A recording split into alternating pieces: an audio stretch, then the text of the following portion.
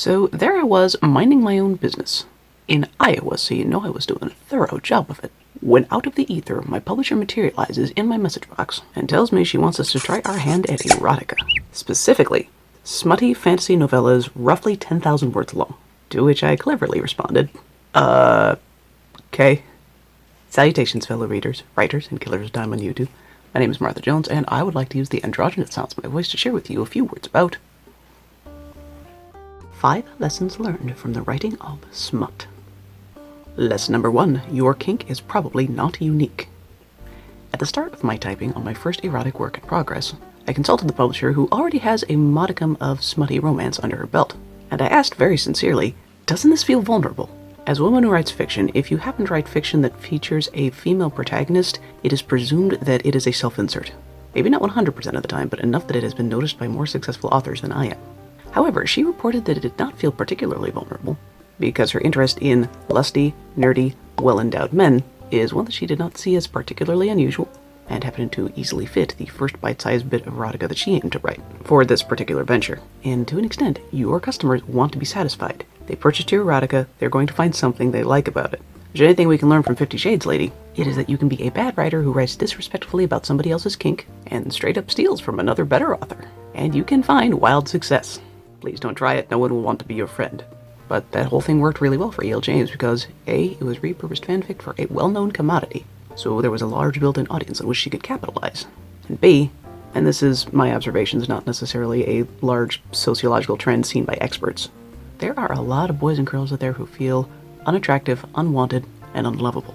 So even though Christian Grey's love of Anastasia is kind of possessive, icky, and not a thing to be coveted, if your self-esteem is not great and you cannot picture anyone wanting you as much as Christian wanted Anna, the idea of a wealthy, attractive man wanting to possess you becomes more understandable. Lesson number 2. Pen names are beautiful things. This is actually a terrible lesson that I did not have to experience firsthand, merely watched the agony that my publisher went through when she used her honest-to-goodness name on her erotica. See, when you're building a brand, the inkling is to put your name on stuff, and if your brand is lucky enough to survive various metamorphoses, your audience will go with you on whatever journey you choose to take them on. Shel Silverstein, for example, was Shel Silverstein in the Playboy years and in the Whimsical Poet years. Dr. Seuss was a pen name, but it was one that he used for off-color political satire and children's books. That can backfire pretty good in the case of erotica, particularly for women who write children's books. In this instance, it was an incident at church in which a not very nice youth pastor thought it was really important to shame my publisher because her fictional characters were having consensual sex. He told her that she was a deviant and that his kids weren't allowed to go to her Sunday school class anymore. And that wounded her soul, yo. If you wrote it, you should be able to put your name on it and people can like you or leave you alone.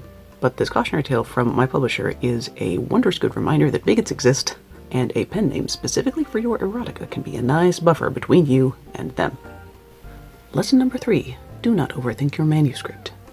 If you are an author who is accustomed to doing research to make sure you know what you are talking about, going into agonizing detail about character and world building, overthink your metaphors to the point of ridiculousness, you might want to just bypass all that and have fun with stuff.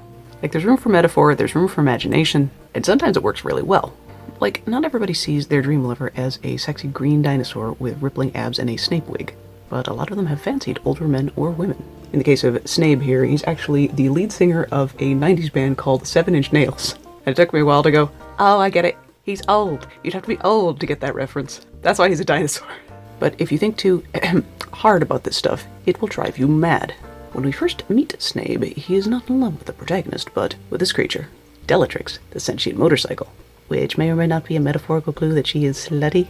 He's actually dating 2 motorcycles. It's Bellatrix and Braco, and neither one of them were particularly nice to Harriet Porber here. Later, when Snape informs Harriet that Bellatrix and he broke up, you as the overthinking reader go, of course, that could never work, she was a sentient motorcycle. After which, you as the overthinking reader goes, he's a dinosaur in a Snape wig. What kind of internal bias would make me think that the dino couldn't make it with a motorcycle?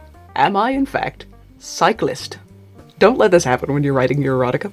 It's not worth it. Have fun. Try not to ask why too often, and we'll all have a wonderful time. Lesson number 4, clever writing has no genre barriers.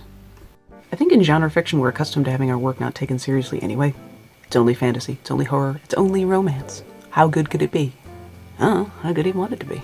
The junk you learned about putting effort into a manuscript is surprisingly transferable. My favorite longtime thing about anything I write is dialogue, and I don't feel like I can slack on that now that I'm writing erotica. Because there's nothing sexy about stupid, y'all. I want my characters to be smart. I want them to have good conversations, because that's the thing that excites me. That's kind of my kink. Same with your word choices, and your sensory stuff, and your plotting to make sure that you can get a satisfying plot in this amount of words. Treat it like a real book, and it will be a real book. Lesson number 5, no genre writes itself. I feel like when we don't write in a genre every day, on some level we know that a human being wrote this sucker, but unconsciously we kind of dismiss it as being written by elves. It is Schrodinger's genre and has always simultaneously existed and not existed. To anyone who has been tempted to dismiss a genre in this manner, I would politely recommend you try it. Try your hand at science fiction, try your hand at romance. Go ahead and read a handful of it and see if it still looks easy. I do not say this in a spirit of mockery. Anytime you take a glancing blow at a genre outside your comfort zone, it makes you, at least, more sympathetic to your fellow authors, and at best, a better writer. As always, thank you for giving these videos a shot. I post whenever I can. Meantime, take it easy. Loves you. Bye. Like my channel, buy my crap, doo-dah, doo-dah. There's no time to take a nap, oh the doo-dah day. Hey! Did I turn it on? Hey, I turned it on. If my Smut novels have a similar effect, that'll be a nice surprise.